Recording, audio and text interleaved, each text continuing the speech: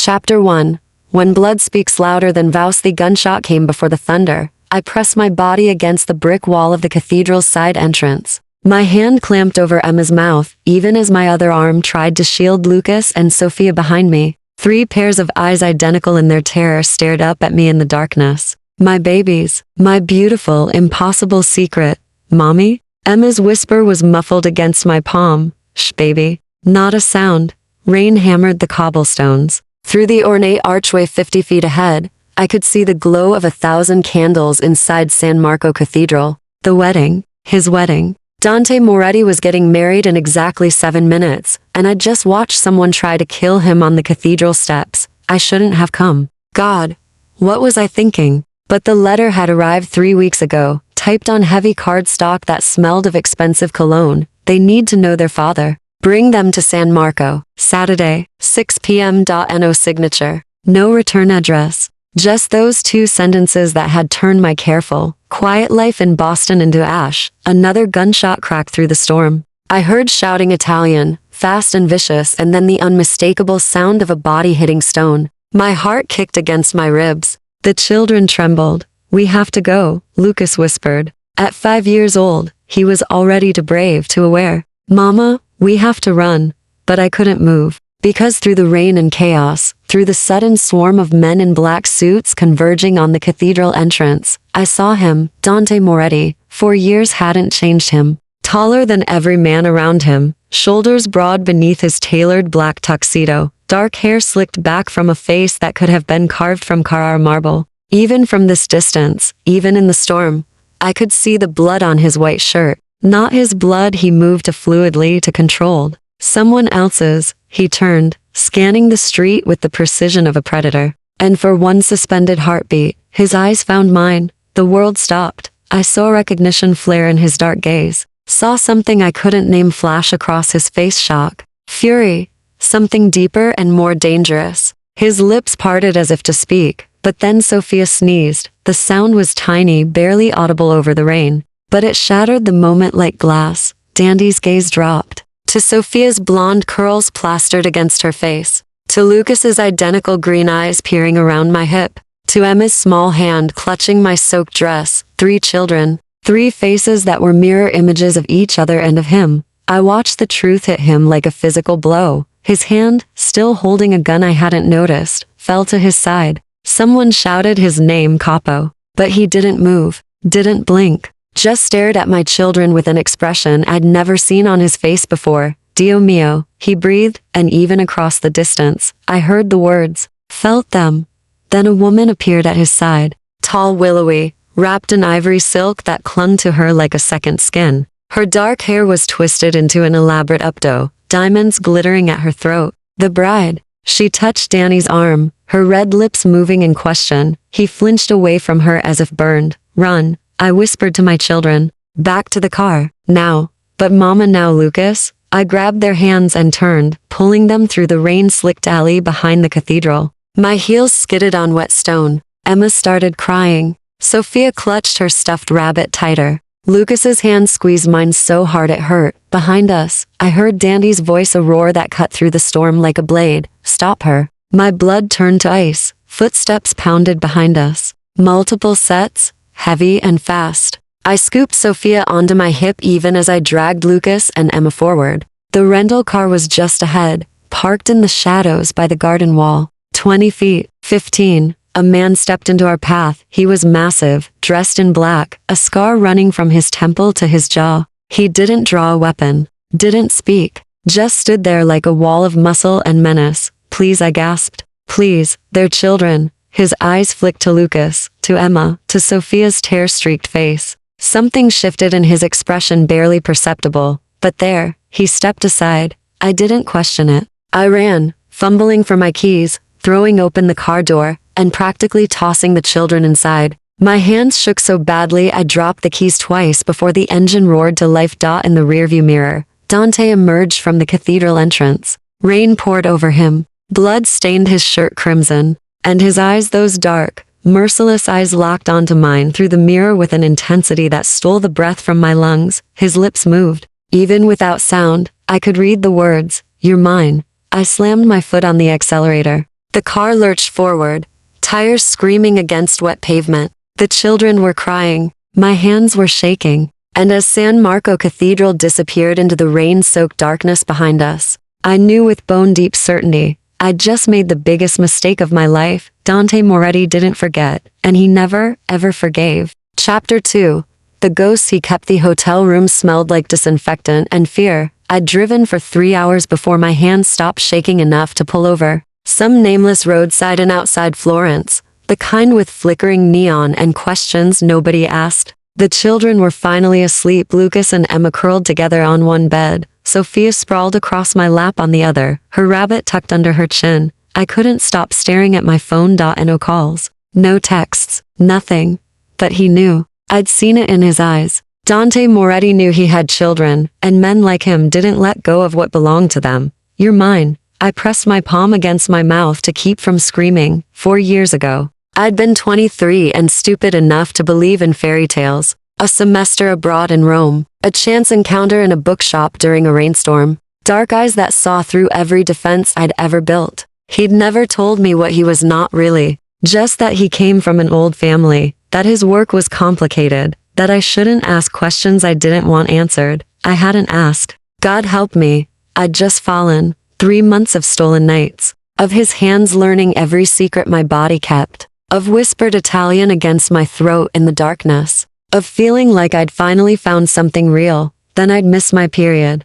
Then I'd taken the test. Then I'd gone to tell him and found his office painted in blood. Not his blood. Never his. But there'd been so much of it. And the man kneeling in the center of the room, Danny's gun pressed to his temple, had been begging in broken English. Please, Moretti, please. My family. Dante had pulled the trigger without blinking. I'd run. Packed everything I owned in 2 hours and disappeared before he could find me. Before he could pull me into that darkness. Before he could make me complicit in whatever he was. The pregnancy test had shown 3 heartbeats at my first ultrasound. 3. Like the universe was laughing. Sophia stirred against me, murmuring something in her sleep. I brushed my fingers through her blonde curls so much lighter than mine. But those eyes, when they opened, were pure Dante. All 3 of them had inherited his eyes. Dark green, like deep water, seeing too much too soon. My phone buzzed. I nearly dropped it. Unknown number. International code. My heart slammed against my ribs as I opened the message. The Savoy, Florence, room 412. Come alone.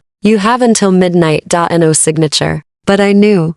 My hands started shaking again. I looked at the digital clock on the nightstand. 11:17 p.m., 43 minutes. Come alone. As if I'd bring my children anywhere near him. As if I'd let them see what their father really was, a killer in expensive suits, a monster with beautiful hands. But even as the thought formed, I remembered the way he'd looked at them. That expression I couldn't name. The way his gun hand had fallen to his side, like someone had cut his strings. Dio mio, God save me. But part of me wanted to know what he'd seen when he looked at them. What he'd felt. Another buzz. I know you're reading this, Arya. I know you're scared. But I also know you came to that cathedral for a reason. My breath caught. He'd written my name. 4 years of silence, and he'd written my name like he'd never stopped saying it. They deserve to know who I am. And you deserve to hear the truth. Room 412. Midnight. I should have blocked the number. Should have packed the children into the car and driven until we hit the ocean. Should have done anything except what I did next. I texted back. How did you find me? The response came instantly. I've known where you were for 3 years. I was waiting for you to come home. The phone slipped from my fingers. 3 years. He'd known for 3 years and never came. Never called. Never. The phone buzzed again where it lay on the bedspread. I wasn't the man you needed me to be. I'm still not. But those children, Arya, they're mine. Something sharp and hot pressed behind my eyes. I picked up the phone with trembling hands. They're not yours. They're mine. I raised them. I kept them safe from you. The response took longer this time. When it came, it was a single line that stopped my heart. From me, or from the people who've been watching you for the last 6 months. Ice flooded my veins. I was off the bed in seconds, moving to the window, pulling back the stained curtain with shaking fingers. The parking lot was nearly empty, just a few scattered cars, rain pooling under flickering streetlights. Nothing moved. Nothing looked wrong. But suddenly everything felt wrong. My phone rang. Not a text this time. A call. I answered without thinking. What people? His voice was exactly as I remembered, low, controlled, edged with something dangerous. The ones who sent you that letter. The ones who wanted you at that cathedral tonight. Did you really think that was from me, Arya? My mouth went dry. Then who? My enemies. And now that they know about the children, they won't stop until they use them to destroy me. A pause, heavy with meaning. Or until I destroy them first. Through the phone, I heard something that made my blood run cold. A woman's voice in the background, sharp with panic, shouting. Then a gunshot. Dante, room 412. You have 38 minutes. Bring them, or I'll come get them myself. Your choice, Tesoro. The line went dead. I stood frozen in the darkness, staring at my sleeping children, at their innocent faces and their father's eyes. Outside, a car engine started. I looked out the window just in time to see a black sedan pull out of the shadows, circling the parking lot. Once slow, deliberate before disappearing into the rain, they'd found us, and Dante had been right all along. Chapter 3. The unmasking Savoy's lobby was all marble and gold leaf, the kind of place where even the air felt expensive. I carried Sophia, while Lucas and Emma clung to each hand, their eyes wide and uncertain. We must have looked insane, a woman in yesterday's clothes with 3 exhausted children at midnight. The concierge didn't even blink, just smiled with practiced discretion and gestured toward the elevators. They were expecting us. My stomach twisted as the elevator climbed. Sophia's head rested heavy on my shoulder, her breath warm against my neck. Emma kept whispering questions I couldn't answer. Lucas said nothing at all, but his hand squeezed mine tighter with each passing floor. 4th floor. The doors opened with a soft chime. 2 men in dark suits stood in the hallway, not blocking the path, just present, watching. One of them had the scar I remembered from the cathedral, the man who'd let us pass. Up close, he looked even more dangerous. Room for 1-2, he said quietly. His accent was thick, Sicilian, maybe. He's waiting. Who are you? I asked. Marco Santoro. I protect the capo. His eyes dropped to the children, something almost gentle crossing his brutal features. Now I protect them too. Before I could respond, the door to 412 opened. Dante stood in the doorway. He'd changed clothes, black shirt open at the collar, sleeves rolled to his elbows. The blood was gone, but I could still see it in my mind, still see him standing in the rain with death in his hands. His hair was damp, pushed back from his face, and those eyes, God, those eyes locked onto mine with an intensity that made breathing difficult. Then they shifted, down to Sophia sleeping against me, to Lucas trying to be brave, to Emma, half hidden behind my leg. His expression cracked. It was barely visible, just a hairline fracture in that marble composure. But I saw his throat work, saw his fingers curl into his palms, saw something raw and unguarded flash across his face before he could bury it. Come inside, he said. His voice was rougher than I remembered. The suite was enormous.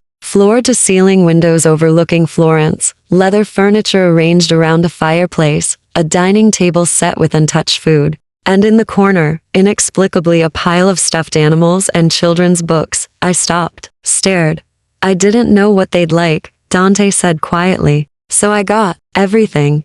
Emma's grip on my leg loosened. She peered around me at the pile, her eyes widening. Mama, it's okay, baby. But it wasn't okay. Nothing about this was okay. Because Dante Moretti, the man I'd watched kill someone without hesitation, had filled a room with toys for children he'd learned existed 6 hours ago. Lucas moved first. Not toward the toys, but toward Dante. He stopped 3 feet away, studying him with those 2 old eyes. You're our father. It wasn't a question. Danny's jaw tightened. He lowered himself slowly, kneeling, so he was level with Lucas. The movement was careful, deliberate, like he was approaching something wild and precious. Yes, Mama ran away from you. Yes, because you're bad. The words hung in the air like smoke. I started to intervene, but Dante raised one hand, not to me, just a small gesture asking me to wait. Yes, he said again. I've done bad things, terrible things, things your mother was right to run from.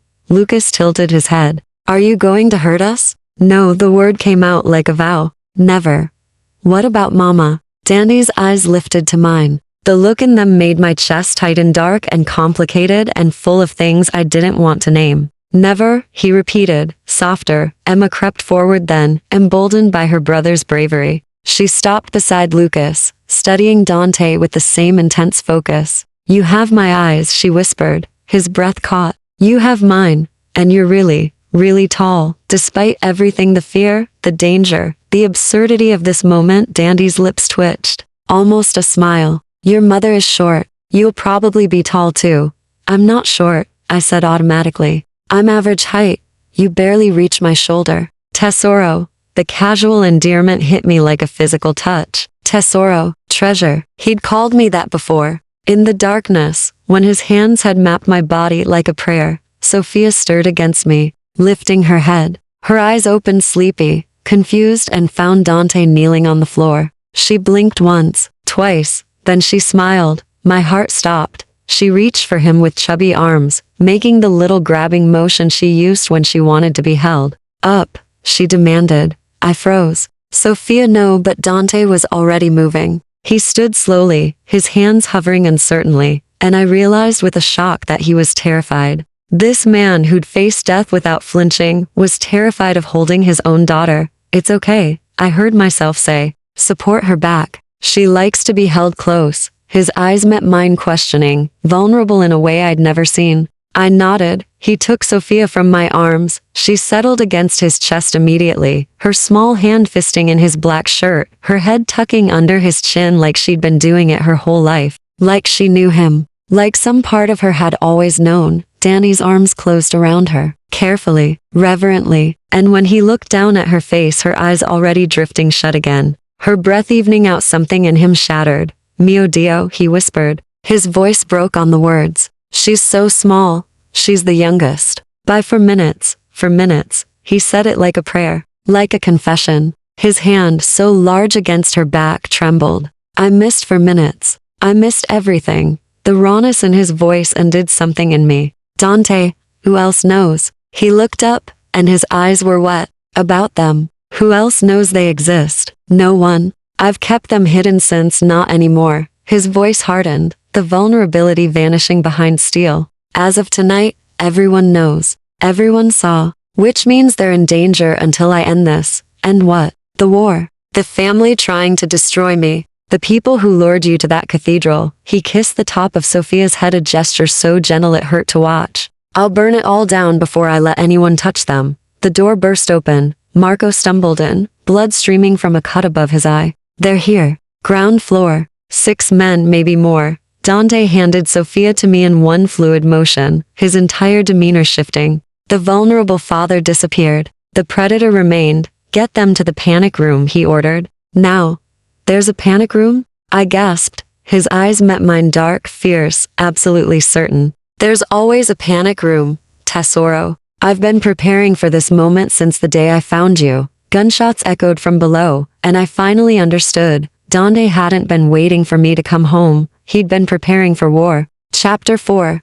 The closing walls. Panic room was hidden behind a false wall in the bedroom closet. Marco pressed his palm to a biometric scanner, and the wall slid open with a whisper of hydraulics, revealing a steel-reinforced chamber the size of a small apartment. Inside, he ordered. Already positioning himself at the door with his gun drawn, I herded the children through. My heart hammering so hard I could taste it. Emma was crying. Lucas had gone silent. Sophia clung to me like a barnacle, her rabbit clutched in a death grip. More gunshots. Closer now. The distinctive crack of pistol fire mixed with something heavier, automatic. What about Dante? I turned back, gripping the doorframe. The capo can handle himself. Marco's scarred face was grim. You?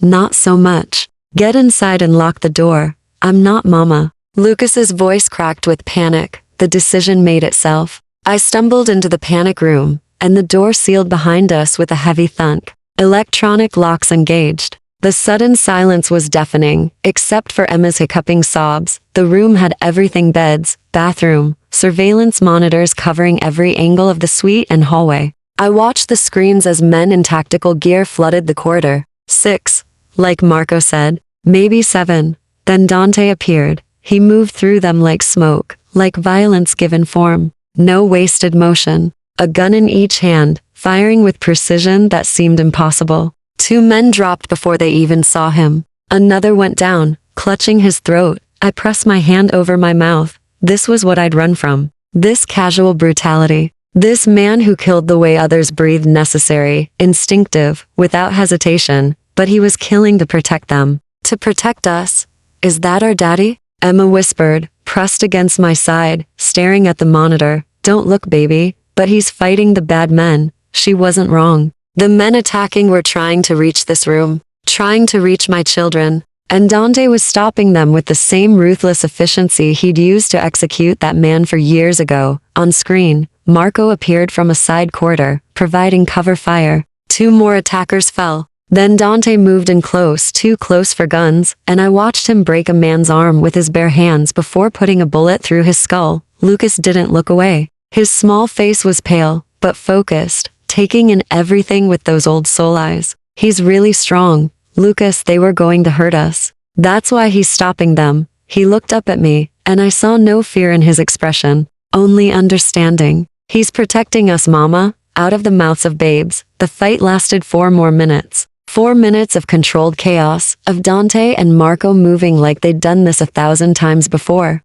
When the last attacker dropped, Dante didn't celebrate, didn't pause, just reloaded his weapons with mechanical precision and scanned the corridor for more threats. Blood stained his shirt again. Not his own, I could tell by the way he moved, fluid and uninjured. But so much blood. The intercom crackled. Arya. His voice, rough with exertion. Are you hurt? I found the response button with shaking hands. We're fine. The children are fine. A pause. Heavy breathing. Good. Stay inside until I clear the building. Dante. What if there are more? There are always more. Matter of fact. Clinical. That's why I need you to stay locked in until I say otherwise. Do you understand? Emma tugged my sleeve. Can we come out now? Not yet, baby. On the monitor, Dante was giving Marco orders, his hands moving in sharp gestures. More men appeared, his men, I realized, flooding in from somewhere. A whole security team materializing like ghosts. Who was he? Really?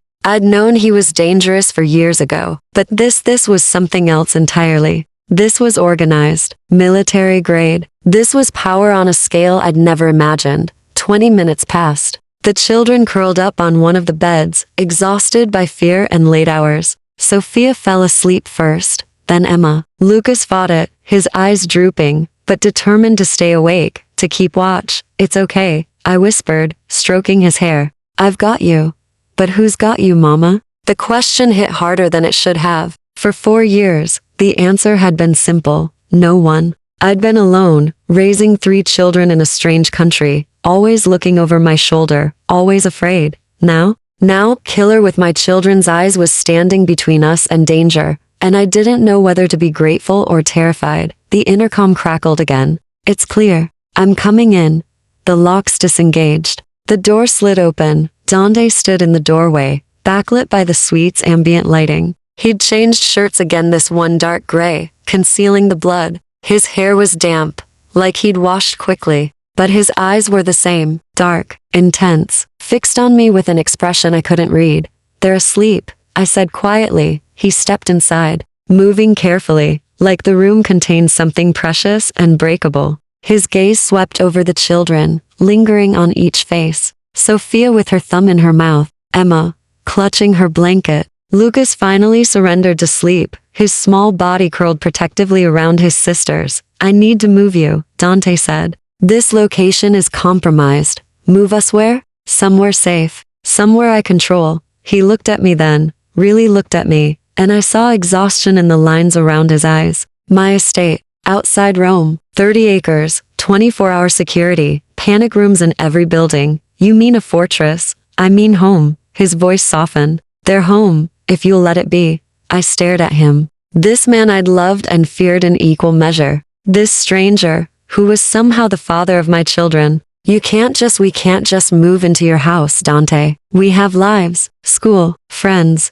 You had lives. His expression hardened. Before tonight, before they were seen, before my enemies marked them. He moved closer, his presence overwhelming in the small space. You ran once, Arya. You stayed hidden. But that's over now. The only question is whether you trust me to keep them safe, or whether you run again and hope you get lucky. Lucky? Those men tonight? His voice dropped, dangerous and quiet. That was a probe, a test. Next time they'll send 30, 50, however many it takes. He gestured toward the monitors, toward the bodies being removed from the hallway. I've been fighting this war for 3 years, keeping you safe from the shadows. But now it's open combat, and you're caught in the middle. 3 years, I whispered. You said you knew where we were. Why didn't you come? His jaw tightened. Because I was trying to be the man you deserved, trying to end the violence before I brought it to your door. A bitter laugh. Didn't work. The wedding, I realized.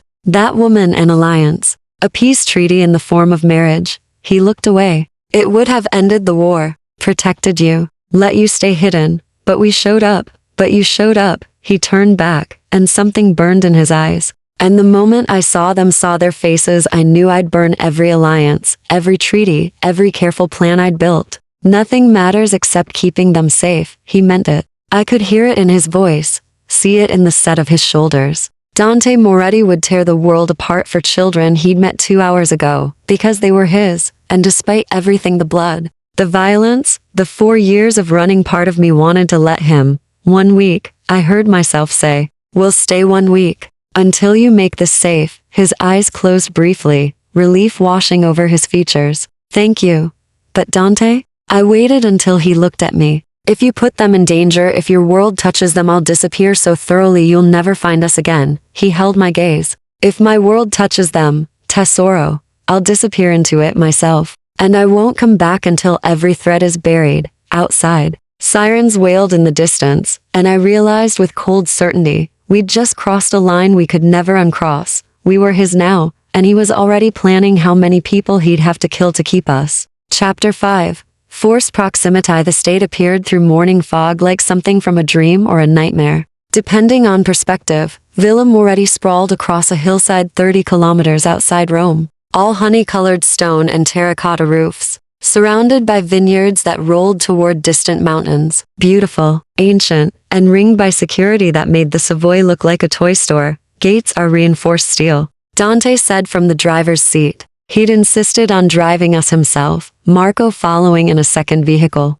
Motion sensors every 10 meters. Cameras covering every angle. Armed patrols on rotation. It's a prison, I said quietly. It's a fortress. He glanced at me, his profile sharp in the dawn light. There's a difference. In the back seat, the children pressed their faces to the windows. They'd been eerily quiet during the 2-hour drive, processing everything in that way children do, accepting the impossible because they didn't know it was supposed to be impossible. The gates opened silently. We drove through, past gardens that probably cost more than my apartment, past a fountain with stone angels, past, is that a horse? Emma's voice pitched with excitement. In a paddock to the left, 3 horses grazed in the morning light. One lifted its head as we passed, watching us with dark, liquid eyes. 4 horses, Dante corrected. The 4th is shy, stays in the stable. He pulled the car around a circular drive. You can meet them later if you want.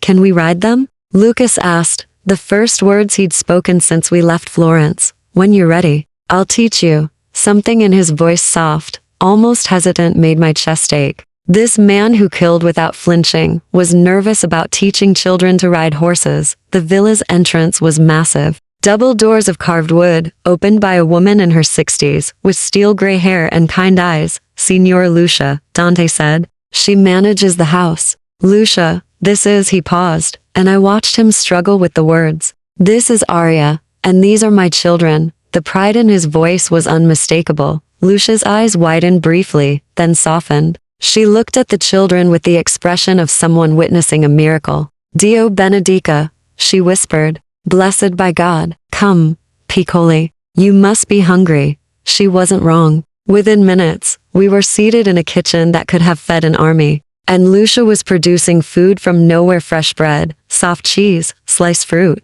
pastries that smelled like heaven. The children ate like they'd been starved. I picked at a piece of bread, my stomach too knotted to accept food. Dante stood by the window, coffee in hand, watching, just watching, like he couldn't quite believe we were real. You should eat, he said finally, his eyes finding mine. I'm not hungry. You're exhausted. You haven't slept. Neither have you. A ghost of a smile. I'm used to it. Lucia bustled around us, speaking rapid Italian to Dante, something about rooms, preparations, children's needs. He responded in the same fluid Italian, his voice taking on a warmth I'd never heard before. She's preparing your rooms, he translated. 3 bedrooms connected by a shared sitting area. Second floor, east wing, morning light, view of the gardens. And where will you be? His eyes darkened. West wing, far enough to give you space, close enough to keep you safe. The unspoken words hung between us, close enough to reach you if something goes wrong. After breakfast,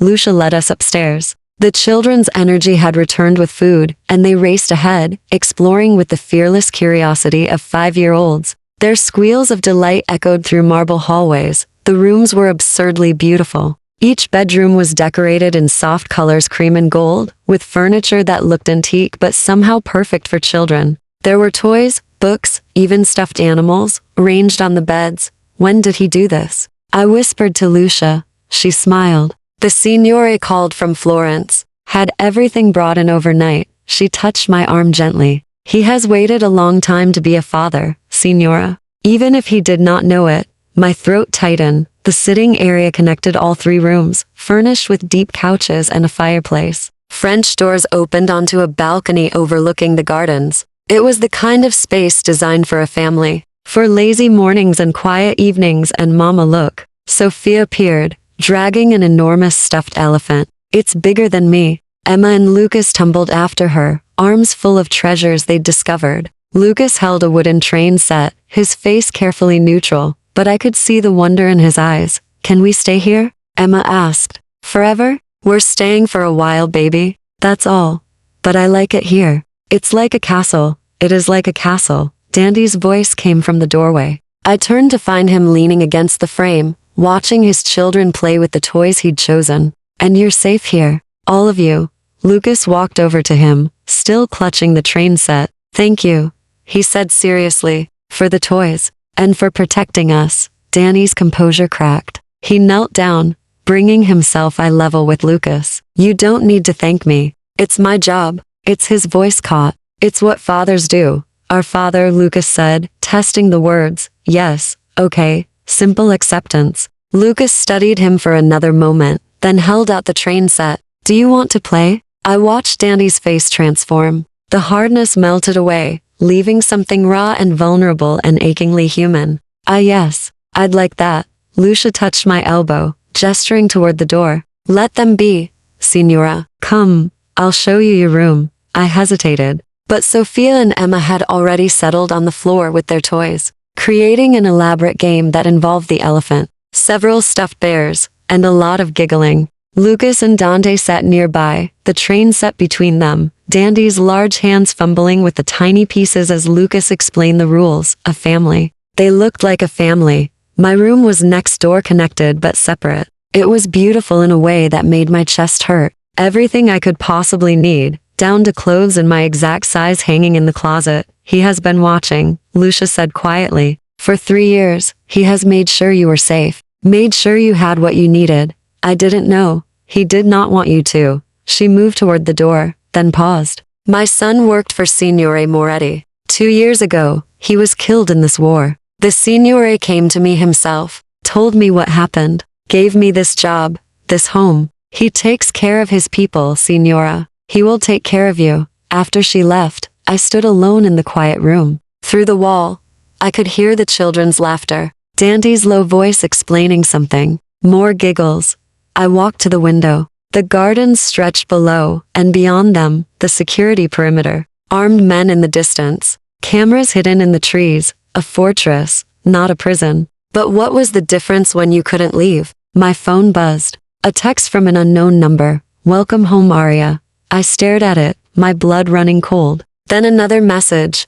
Did you really think his walls could keep us out? A photo loaded. The children on the balcony, visible from somewhere in the gardens. Taken minutes ago. My hands shook as I ran for the door, shouting for Dante. But I already knew the truth. Nowhere was safe, not even here, not even with him. Chapter 6. The crack in the armor. Donnie was in the children's room in seconds, his gun already drawn. Marco materialized from somewhere, securing the balcony, while Dante herded the children away from the windows with gentle but firm hands. Inside, away from the glass. What's happening? Lucas asked, his voice steady despite the fear in his eyes. Just being careful. Figlio.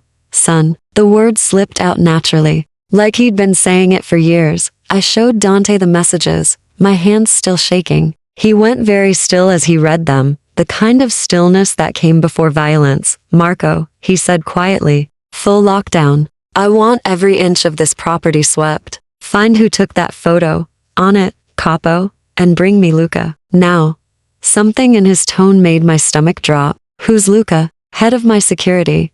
Dandy's jaw was tight. Who should have seen this threat before it got within 100 meters of this house? Within 10 minutes. A man appeared mid-30s, military bearing, with the kind of face that revealed nothing. Luca. He listened to Dandy's clipped Italian, his expression growing grimmer with each word. Then Dante showed him the photo. Luca paled. Capo? I don't understand. The cameras showed nothing. The patrols reported nothing. It's impossible, and yet, Dandy's voice could have frozen hell. Someone was close enough to photograph my children through a window. In my home. Under your protection. I'll find them. You'll find how they got in. Every weakness, every blind spot, every failure in our security. Dante moved closer, and even I felt the threat radiating from him. And then you'll fix it. Because if another photo appears, Luca, if another message gets through, you won't be head of security anymore. You won't be anything. Do you understand? Yes, capo. After Luca left, Dante stood at the window, staring out at his estate like it had personally betrayed him. The children had been taken downstairs by Lucia for lunch and cartoons, distracted, protected, kept innocent a little longer. We were alone. This is what I was afraid of, I said quietly. This is why I ran for years ago. He didn't turn. Because I can't keep you safe. Because your world follows you everywhere. Because there's no such thing as safe when you're Dante Moretti. You think I don't know that? His voice was raw. You think I haven't spent 4 years hating myself for letting you close in the first place? For touching you? For making you mine before I'd earned the right? The confession stunned me. He turned then, and the look on his face was devastating. I knew what I was the night we met, Arya. I knew I should have walked away. But you smiled at me in that bookshop, and for the first time in my life, I wanted something that wasn't soaked in blood. Dante, I let myself have you for 3 months. 3 perfect, impossible months where I pretended I was someone else. Someone worthy of you. A bitter laugh. Then you got pregnant, and I realized I'd damned you to this life without even asking permission. I didn't know you knew. I figured it out. The morning sickness you tried to hide. The way you suddenly couldn't stand the smell of coffee. His eyes closed. I was going to tell you everything that night. Come clean. Let you choose whether to stay or run. But you found the blood first. My throat tightened. And I ran. And I let you. He opened his eyes, and they were full of ghosts. Because you deserved better than this. Better than me. I told myself you'd be safer away from my world. That I could protect you from the shadows without dragging you into the darkness. You watched us for 3 years, every day. Made sure you had money when you needed it, anonymous deposits you probably thought were bank errors. Made sure you got that apartment, that job. Made sure no one from my world ever looked at you twice. His hands curled into fists. And I watched my children grow through surveillance footage and private investigators' reports. Hating myself for every moment I missed. The pain in his voice broke something in me. Why didn't you just come? I whispered. If you knew, if you wanted to, why didn't you just show up? Because I was trying to end it. The war, the violence, the constant threats. He moved closer, and I could see the exhaustion etched into his features. That marriage you saw? Isabella Romano? It was the final piece. An alliance that would have brought peace to 6 families. Would have made it safe for you to come home. For me to meet my children without bringing death to your door. But we came to the cathedral. But you came. He stopped in front of me, close enough that I could feel his heat. And the second I saw them, saw their faces, none of it mattered anymore. The alliance, the peace, the careful years of planning. His voice dropped. I would have burned it all anyway, Tesoro. The moment I knew they existed, there was no choice. Only them, only you. My breath caught. Dante, you can't just, I can. I will. He lifted his hand slowly, like I might bolt. His fingers brushed my cheek, the touch so gentle it hurt. I've made a lot of mistakes, Arya. Hurt people. Done unforgivable things. But you and those 3 perfect children, you're the only good thing I've ever had claim to. And I will not lose you again.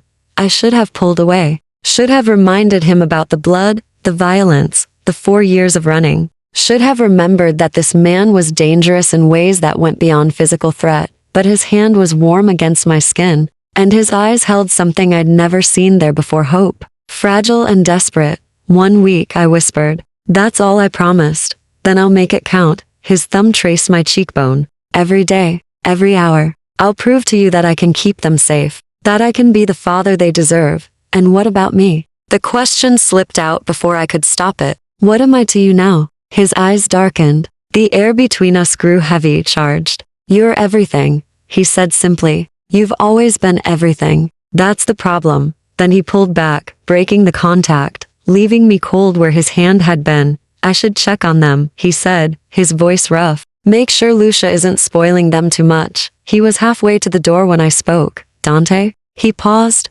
not turning. That night for years ago. Before I saw the blood. You were going to tell me the truth? Yes. What were you going to say? A long silence. Then, that I loved you. That I was sorry for lying. That I wanted you to stay anyway, even though you shouldn't. He looked back at me, and his expression was raw. That I'd spend every day of my life trying to be worthy of you. If you'd let me. He left before I could respond. I stood alone in the beautiful room. My heart racing, his words echoing in my head. You're everything. You've always been everything. Outside, I could hear the children laughing. Marco barking orders. The estate coming alive with new security measures. And somewhere beyond those walls, someone was watching, waiting, planning their next move. But all I could think about was the way Dandy's hand had trembled against my cheek, the way he'd looked at me, like I was worth dying for, the way I'd almost leaned into his touch instead of away. My phone buzzed. Again, another message. He can't save you, but he'll be beautiful watching you die. I deleted it without showing him. Some things, I realized, you had to fight alone, even when you were falling in love with the monster who'd vowed to protect you. Chapter 7.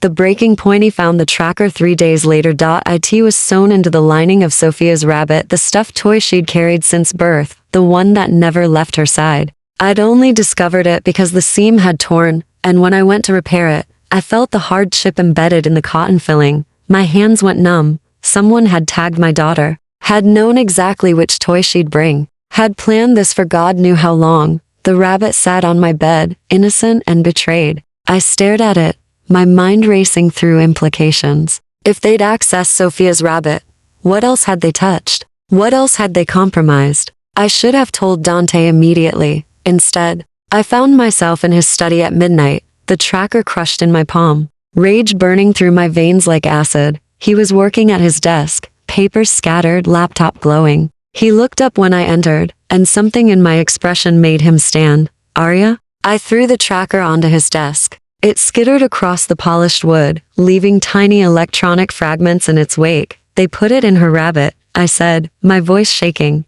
In Sophia's rabbit. They've been tracking us since Boston. Maybe longer. Dante picked up the remains, his face darkening as understanding hit. Christ. You said we'd be safe here. You promised. I know what I promised. They've been inside my home, Dante. They touched her things. My voice broke. How long have they been watching? How many times did they get close to my children while I thought we were safe? He moved around the desk, but I stepped back. Don't you dare touch me right now. Arya, you brought this into our lives. The words exploded out of me. Your war, your enemies, your goddamn legacy of blood. I kept them safe for years. 4 years of looking over my shoulder, of moving twice, of living in fear. But they were alive. They were whole. And then I brought them to you, and suddenly they're being tracked like animals. You think I wanted this? His voice rose to match mine. You think I don't hate myself for every second they're in danger? Then let us go. End this. Send us somewhere they'll never find us. There is nowhere. He slammed his hand on the desk. Don't you understand? The moment you walked into that cathedral, the moment they saw those children's faces, it was over. There is no hiding anymore. There is no safe distance. The only way forward is through. Through what? More violence? More blood? Yes. The word came out like a gunshot. Yes, whatever it takes. I will burn every family, every alliance, every person who even thinks about touching them. I will paint this country red before I let anyone hurt my children. They're not yours. You don't get to, they're mine. His roar shook the room. They have my eyes, my blood, my name. They are mine in every way that matters. And you, he moved closer, and I saw something feral in his expression. You are mine. You've been mine since that first night in the rain when you looked at me like I was something other than what I am. I don't belong to you, don't you? He was in my space now, close enough that I could feel his heat, smell the whiskey on his breath. Then why did you come back? Why bring them to me? You could have burned that letter, disappeared again, kept running. But you didn't, because they deserve to know their father. No, his voice dropped, dangerous and certain. Because you wanted to come home.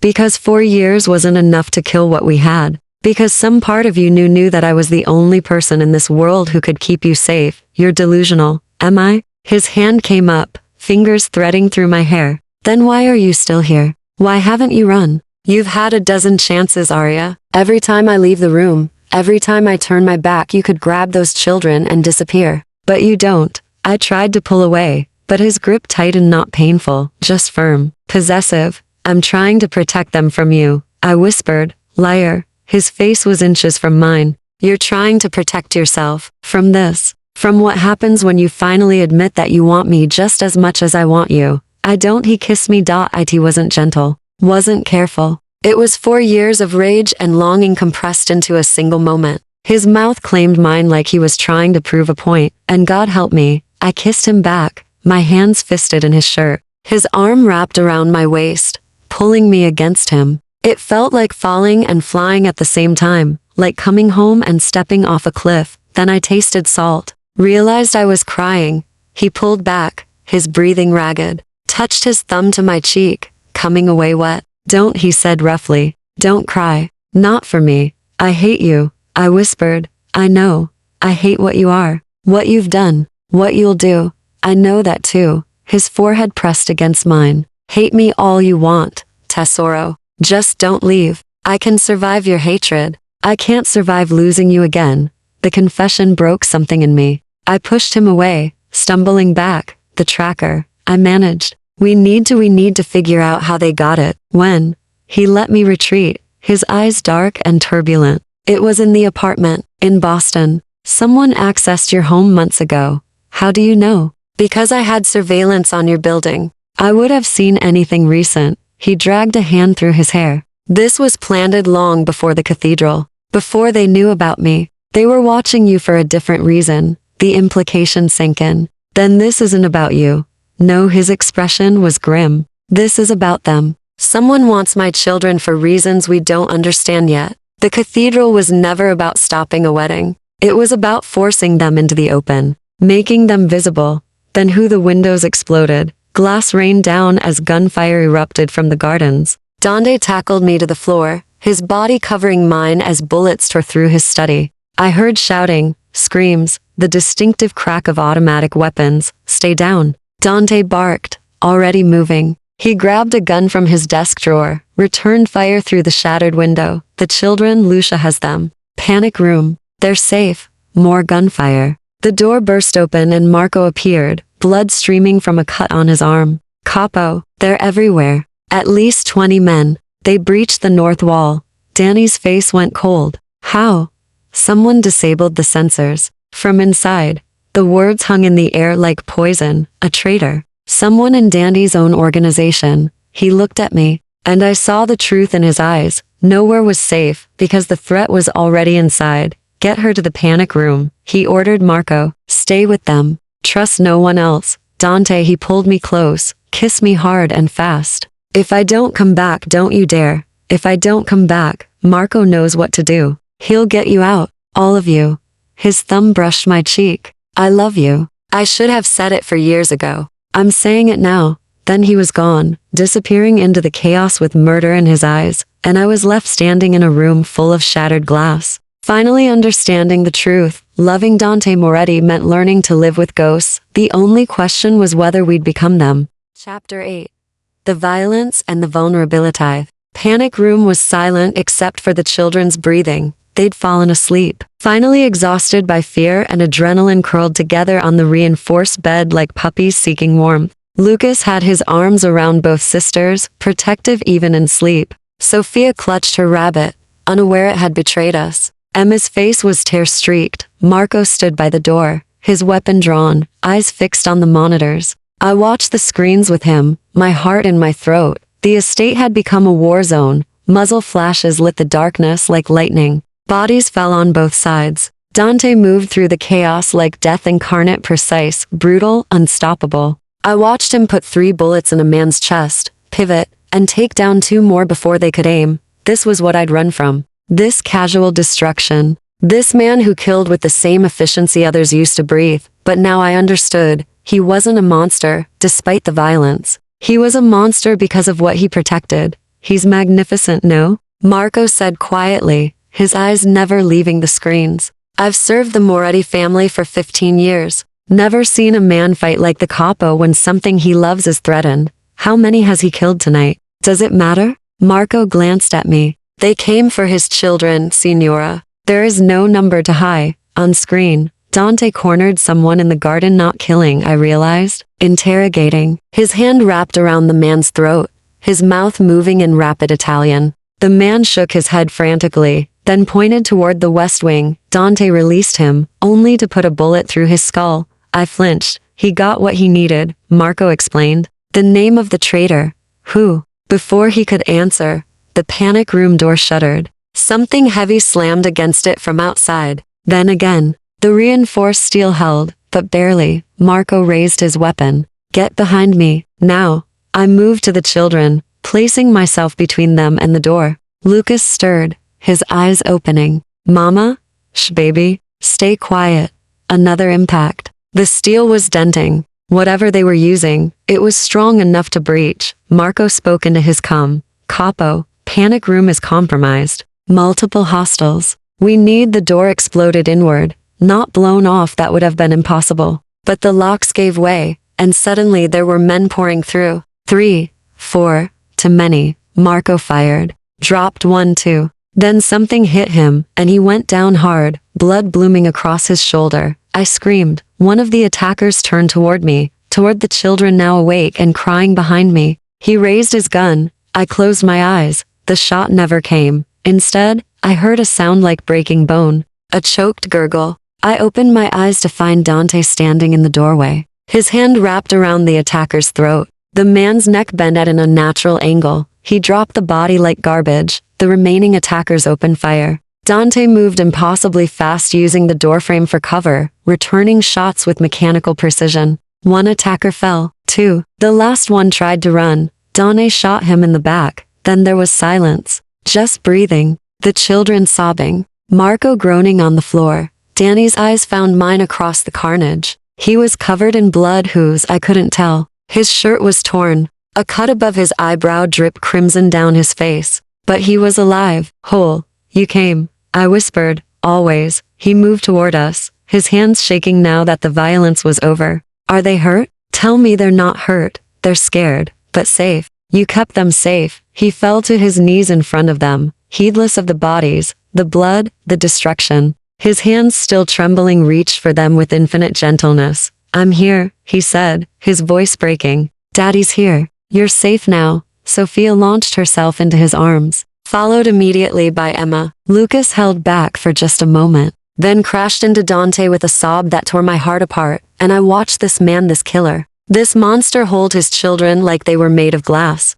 whispering comfort in Italian and English, his face pressed into their hair, tears streaming down his blood-stained cheeks. I've got you, he kept saying. I've got you. Nobody will ever hurt you. I promise. I promise.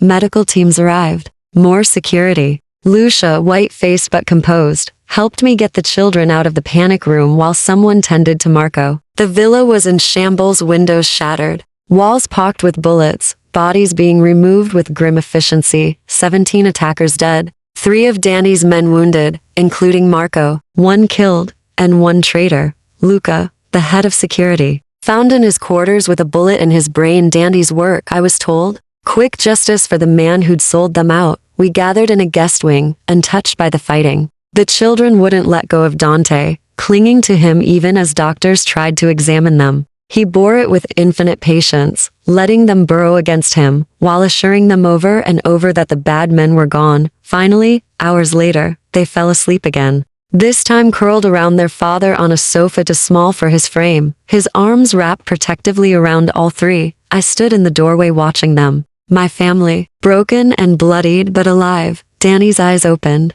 found mine in the darkness. "Come here," he said quietly. I crossed to them, settling carefully on the edge of the sofa. His free hand reached for me, pulling me close until I was tucked against his side, my head on his shoulder, his arm around me and the children both. "Luca sold us out," he said quietly, "to the Romano family, Isabella's brothers. They wanted revenge for the broken alliance, wanted to take my children, use them as leverage to control me. And now they're dead. All of them. I made sure of it tonight." His voice was flat, emotionless. "Then, does that frighten you? Knowing what I'm capable of?" I thought about it, really thought about it. About the bodies, the blood, the casual brutality. About the man who'd killed 17 people without hesitation. Then I thought about my children sleeping peacefully in his arms. About the way he'd trembled when he touched them. About the tears on his face when he'd promised they were safe. "No," I said finally. "Not anymore."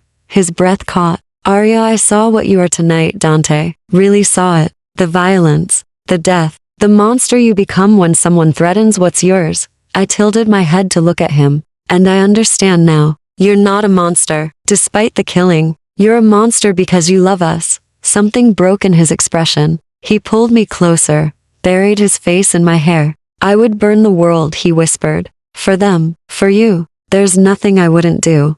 I know. I love you. God help me. I love you so much it terrifies me.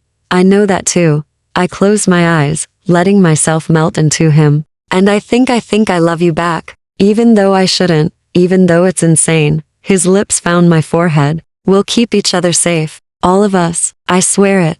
"How? If there are more enemies, there won't be. Not after tonight." His voice went cold. "I'm done playing defense. Done waiting for threats. Tomorrow, I'm calling every family, every ally, every person who owes me a debt. And I'm making it very clear. These children are under my protection. Anyone who touches them dies. Anyone who threatens them dies. Anyone who even looks at them wrong dies. That's not a life, Dante. That's a prison." No, he looked down at the children sleeping against him, then at me. "This is life. Everything else is just survival." And somehow, covered in blood and surrounded by broken glass, I believed him. Outside, dawn was breaking. A new day, a new start, or maybe just a new chapter in this beautiful, terrible story we'd written in blood and love. Chapter 9. Surrender. The children were with Lucia, finally convinced to eat breakfast in the kitchen while repairs began on the villa. I'd watched Dante kiss each of their foreheads, promise he'd be right outside, swear they were safe now. Then he'd taken my hand and led me to his bedroom. I should have been exhausted. Should have collapsed from the adrenaline crash, the terror, the impossible night we'd survived. But the moment his door closed behind us, shutting out the world, the danger, the eyes, I felt wide awake, hyper-aware. He stood by the window, his back to me, still wearing yesterday's ruined clothes. Blood had dried dark on his shirt. His shoulders were tight with tension. "You should shower," I said quietly. "Rest." "Can't." His voice was rough. "Every time I close my eyes, I see them. In that panic room, with guns pointed at their heads." He turned, and the raw agony on his face stopped my breath. "I almost lost them, Arya. I almost lost all of you. But you didn't. This time." He moved closer. "But what about next time? What about the time after that? How many times can I stop bullets before one gets through?" "So what are you saying?" "I'm saying maybe you were right. Maybe you should take them and disappear. Somewhere I can't find you. Somewhere no one knows the Moretti name." The words came out like they were killing him. "I'll give you money, new identities, whatever you need. Just take them somewhere safe." I stared at him. "You're trying to send us away. I'm trying to keep you alive. By giving up? By letting us go?" Something hot and fierce rose in my chest. "After everything? After last night? After telling me you love me, you're just going to let us walk away? If it keeps you safe, yes. Liar." I crossed to him, got in his space the way he'd done to me in his study. "You don't want us to leave. You want us to stay. You're just scared." His jaw clenched. "Of course I'm scared. I've never been this terrified in my life." "Good." I reached up, cupped his face in my hands. Because I'm scared too. Scared of this world you live in. Scared of what it might do to them. To us. My thumbs brushed his cheekbones. But I'm more scared of running again. Of spending the rest of my life wondering what we could have been. Arya, I love you. The words came easier the second time. I love you. Dante Moretti. Even though you're dangerous and violent and absolutely insane. Even though being with you means living in a fortress with armed guards and panic rooms. Even though he kissed me. Not like before, not angry or desperate. This kiss was slow, deliberate, full of promise and pain and 4 years of longing compressed into a single moment of surrender. His hands framed my face like I was precious. Like I might shatter. Say it again, he whispered against my lips. I love you. Again.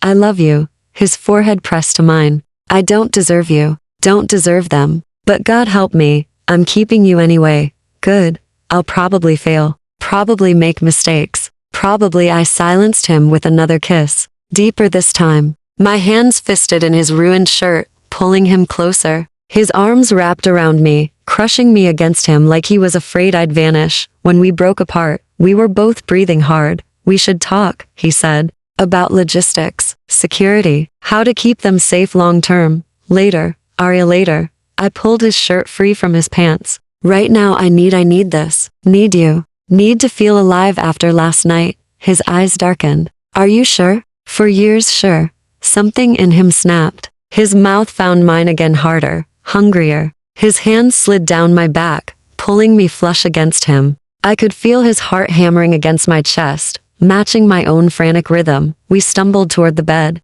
His fingers fumbled with buttons, zippers, the careful armor of clothing between us. My hands mapped the body I'd memorized 4 years ago, broader now, scarred in places I didn't remember, but still him. Still mine. Tell me if you want to stop, he said roughly, his lips against my throat. Tell me, and I will. I swear, don't stop. Don't you dare stop. So he didn't, and when we came together finally, after 4 years of absence and longing, it felt like coming home. Like every broken piece clicking back into place. Like the world made sense again, if only for this moment. His hands were gentle despite his strength. His mouth whispered prayers in Italian against my skin. And when I said his name broken, desperate, his eyes held mine with an intensity that stole my breath. Mine, he said. You're mine now. No more running. Yours, I agreed. We're all yours, after. We lay tangled together in his sheets, his bed, I realized, the one he'd slept in alone while watching us from afar for 3 years.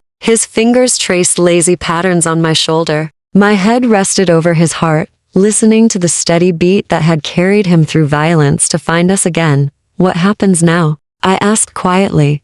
Now? His arms tightened around me. Now I make some calls, set some meetings, make it crystal clear that touching my family means death. He paused. And then I marry you. I lifted my head. What?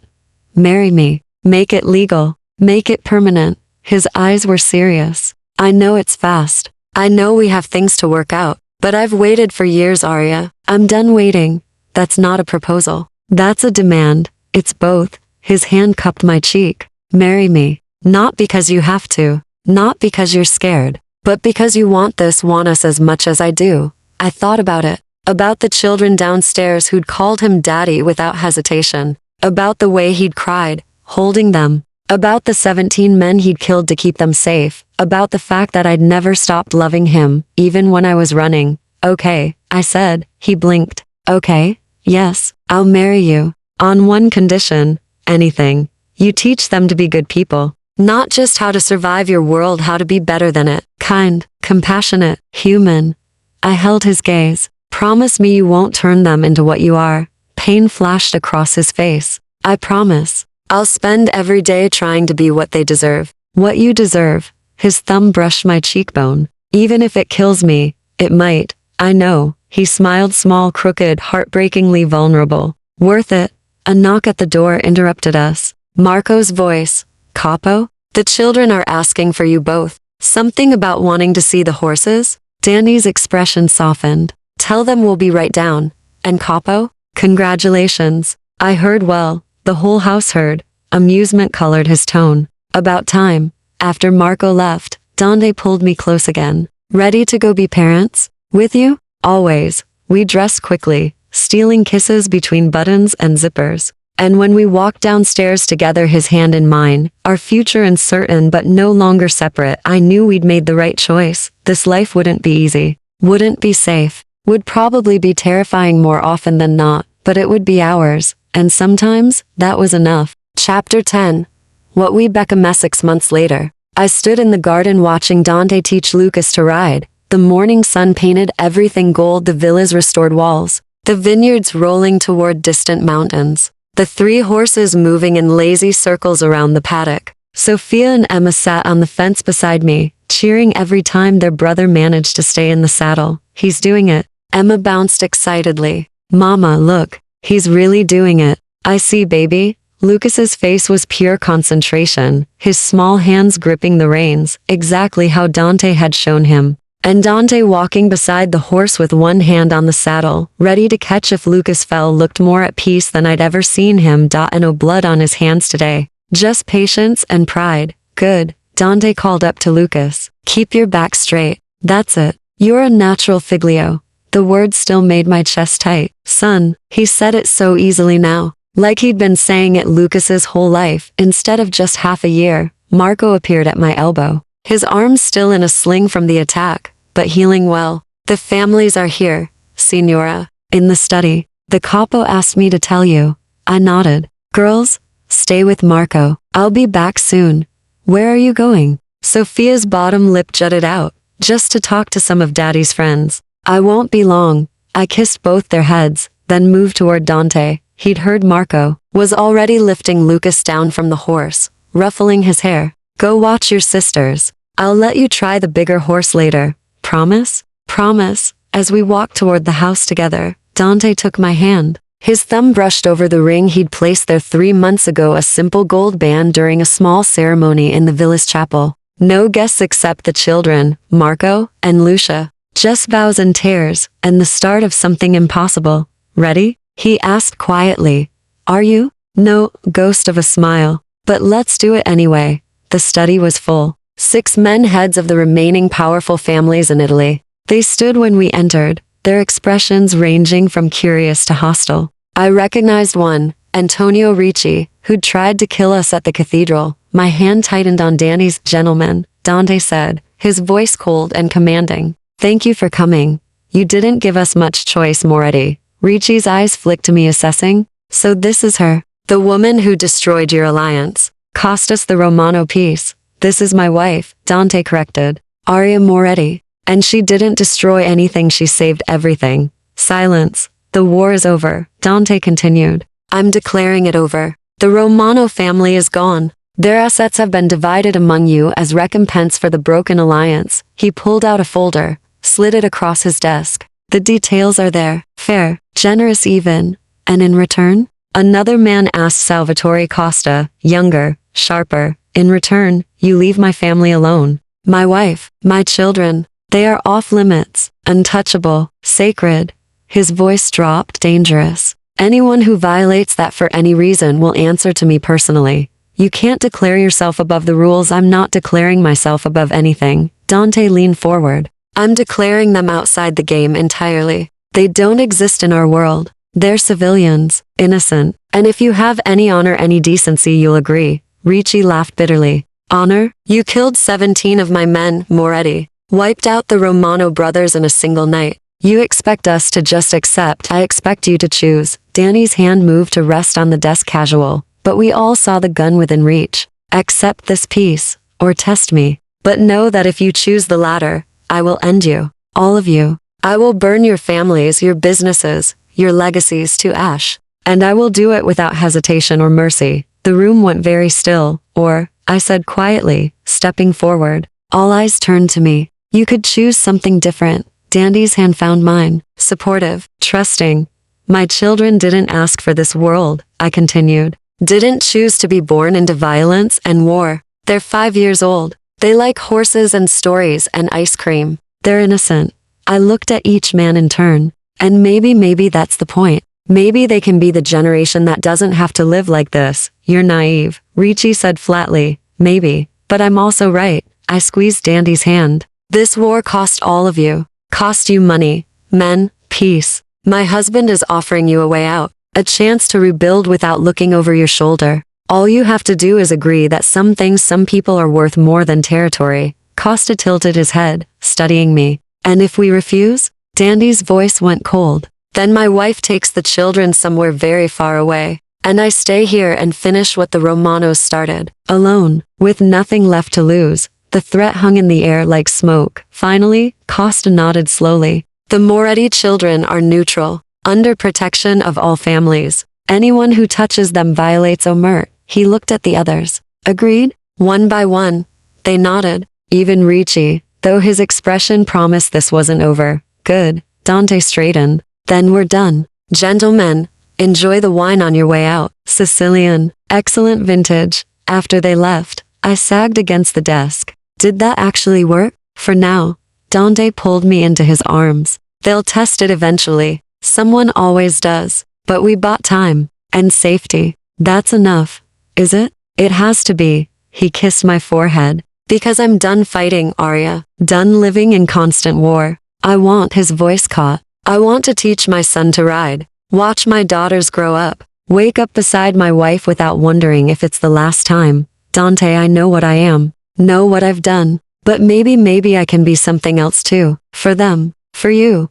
Through the window, I could see the children playing in the garden. Lucas chasing Sophia. Emma picking flowers. Marco, watching over them with a smile. You already are, I said. You're their father. My husband. That's enough. He held me tighter. I love you. More than I thought I could love anything. I know. I pulled back to look at him. And I love you. All of you. Even the parts covered in blood. His laugh was soft, broken. Especially those parts. Especially those. We stood there together, watching our children through the window. And I thought about how we'd started strangers in a bookshop, caught in rain that felt like fate. About the 4 years of running, hiding, building a life in shadows. About the night in the cathedral when everything changed. About blood and bullets and the impossible choice to stay. This life wasn't what I'd planned. Wasn't safe or simple or easy. But it was ours. Built from violence and love in equal measure, held together by 3 children who smiled with their father's eyes. Outside, Sophia spotted us through the window.